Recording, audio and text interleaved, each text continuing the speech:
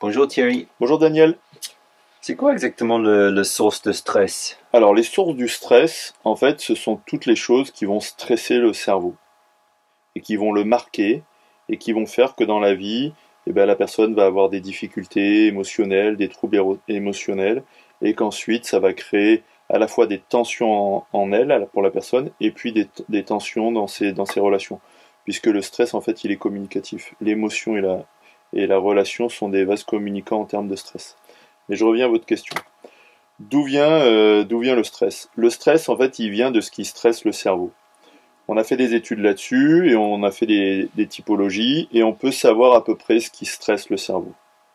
Alors, je pourrais vous résumer ça en vous disant, voilà, il y a telle blessure, telle blessure, telle blessure. Par exemple, vous avez Lise Bourbeau qui a écrit un livre très connu qui s'appelle Les 5 grandes blessures de l'être, de la personne. Et elle dit qu'elle, il y a l'humiliation, l'abandon, la trahison, l'injustice et le rejet comme blessure.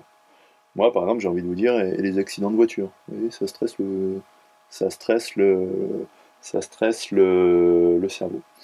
Donc moi, je ne vais pas vous donner une liste exacte de tout ce qui pourrait stresser le cerveau. Je vais plutôt vous dire les types de blessures qu'il peut y avoir. Et voilà ce qu'il faut savoir en fait. Déjà, il faut savoir on peut stresser le cerveau par action, par omission ou par stimulation. Par action, c'est je vous fais du mal, vous avez mal, ça stresse le cerveau. Par omission, c'est si par exemple j'arrête de vous parler et que je dis plus rien. Vous voyez, le silence va être pesant, ça va vous stresser en fait. Vous allez vous demander ce qui va se passer. Donc en fait, si j'arrête de vous parler, si j'arrête de vous dire bonjour, je vais vous stresser par omission. C'est-à-dire je ne fais rien, mais ça compte pour quelque chose en fait. Le silence peut faire beaucoup de mal. Et puis il peut y avoir aussi par stimulation. C'est-à-dire que par exemple, si vous montrez à un enfant de la pornographie alors qu'il a 4 ans, vous allez lui allumer le cerveau en fait. C'est-à-dire qu'il va avoir une stimulation dans son corps qui va être excitante, mais qui va être trop précoce par rapport à la maturité de son cerveau. Ça peut être une stimulation avec la pornographie, ça peut être une stimulation aussi par une drogue. Je veux dire, si vous mettez un enfant de 4 ans au crack, vous allez voir, il va vite être fucked up, hein, comme on dit. Même chose si vous le mettez à l'alcool trop précocement. C'est-à-dire là, vous avez une stimulation, un plaisir trop précoce ou trop intense, et la personne va être, en fait, ça va stresser le cerveau. Donc le premier point, déjà, c'est de savoir qu'on peut faire du mal par action, par omission ou par stimulation au cerveau de quelqu'un. Ensuite, ce qu'il faut savoir, c'est que ça peut être volontaire ou involontaire. Volontaire, c'est-à-dire volontairement on fait du mal à quelqu'un, et involontaire, par exemple, ça va être un accident de voiture. Mais ça peut être aussi, par exemple, à la naissance d'un enfant. Si vous naissez avec le cordon autour du cou, ce qui concerne 15% à peu près de la population, ben vous avez l'impression qu'on vous étrangle, mais votre mère, elle n'a pas fait exprès de vous étrangler avec le cordon. Ou bien si à la naissance vous êtes né, vous savez, bloqué avec les forceps, ben vous étouffez, vous avez l'impression qu'on vous fait du mal, ça stresse le cerveau, parce que vous allez peut-être passer à côté de la mort, mais là aussi c'est involontaire. Ensuite, ce qu'il faut savoir, c'est qu'on peut faire mal une fois ou plusieurs fois. Par exemple, on peut frapper quelqu'un, on peut avoir un accident de voiture, on peut avoir un accident d'avion, on peut subir un attentat terroriste une fois et ça peut vous marquer toute une vie. Et puis on peut vous faire mal tous les jours un petit peu, un petit peu, un petit peu, un petit peu. Et puis ça peut aussi vous miner à vie. Par exemple, à l'école, lorsqu'on voit tout ce qui est harcèlement scolaire, ou bien le harcèlement au travail, ça aussi ça fait mal. Tous les jours, tac, tac, tac, tac, tac. Ensuite, le dernier point qu'il faut savoir, c'est qu'on peut faire mal par le corps, c'est-à-dire physiquement, et puis on peut faire mal aussi par l'esprit, c'est-à-dire par de la violence psychologique, par de la dévalorisation psychologique, par de la perversion, par de la manipulation, etc. Par du lavage de cerveau, par exemple.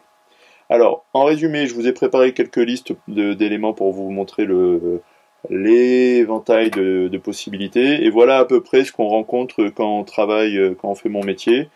On a les agressions physiques, on a les accidents, on a les abandons physiques, c'est-à-dire qu'on abandonne quelqu'un. On a les hospitalisations précoces aussi. On a les accidents de naissance, les détresses respiratoires à la naissance. Par exemple, vous avez des enfants qui sont prématurés notamment. Vous avez aussi tout ce qui est harcèlement physique, moquerie, maltraitance physique, les carences affectives, tout ce qui est rejet des personnes, Tout ce qui est aussi délaisser quelqu'un, c'est-à-dire on s'en occupe pas, on peut aussi appeler ça de la maltraitance.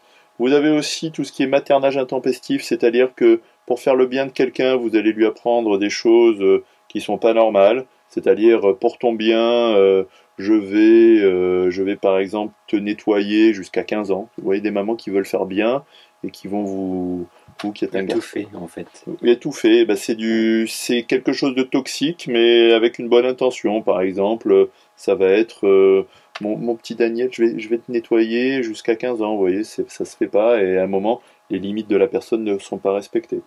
Ça peut être aussi donc des insultes, ça peut être des abus sexuels, ça peut être des viols, ça peut être de la pornographie, ça peut être de l'alcool trop tôt, plein de choses, plein de choses.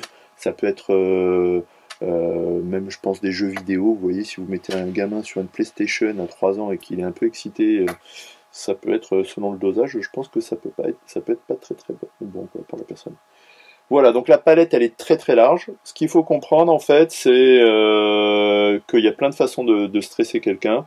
Et ce qui est important, c'est de se mettre à la place de quelqu'un pour se rendre compte du mal que ça peut faire.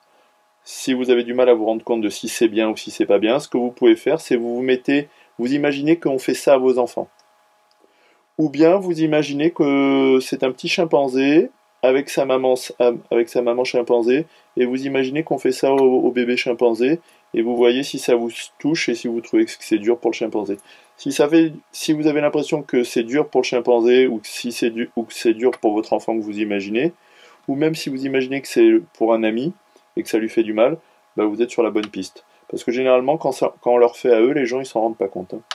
Voilà Daniel par rapport aux sources du stress. Ok, merci Thierry. Je vous en prie.